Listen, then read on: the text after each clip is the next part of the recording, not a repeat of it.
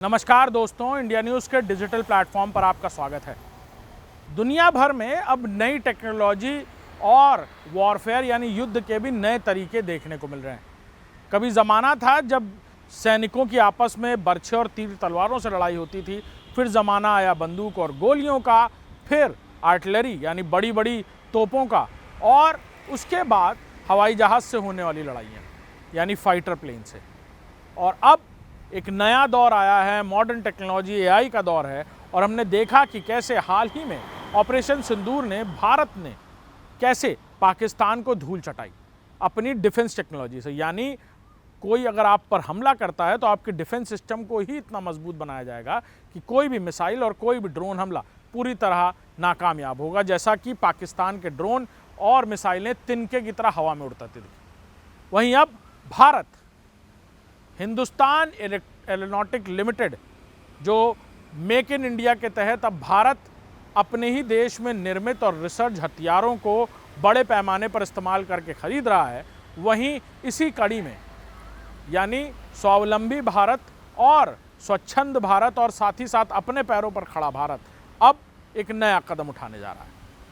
Hello UAV यानी मानव रहित विमान। हेल एक परियोजना जिसे हिंदुस्तान एरोनॉटिकल लिमिटेड द्वारा निर्मित और रिसर्च किया गया है। जल्द ही इंडियन एयरफोर्स इसे मंजूरी देने जा रही है।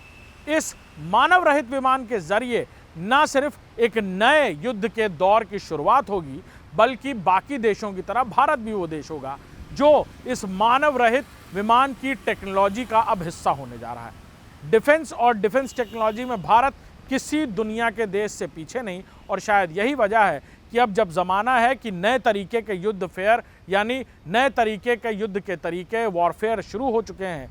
दूर दूरी पर ही बैठकर आप ये तय कर सकते हैं कि आपकी मिसाइल कहाँ पर गिरेगी, कितनी प्रिसाइज लोकेशन होगी।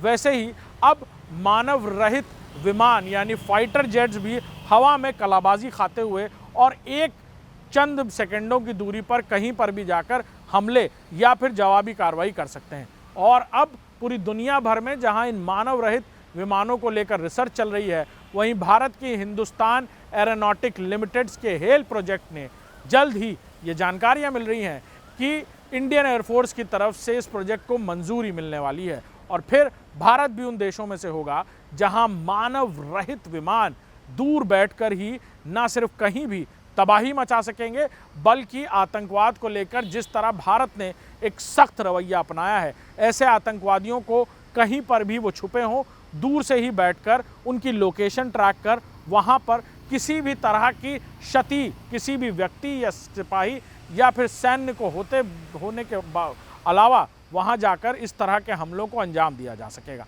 जल्द ही भारत भी उन देशों में से एक होने जा रहा है जहाँ मानव रहित विमानों की ये श्रृंखला और युद्ध के लिए इस्तेमाल किए जाने वाले फाइटर जेट्स जो मानव रहित होंगे, उस परियोजना का एक हिस्सा होने वाला है। नमस्कार।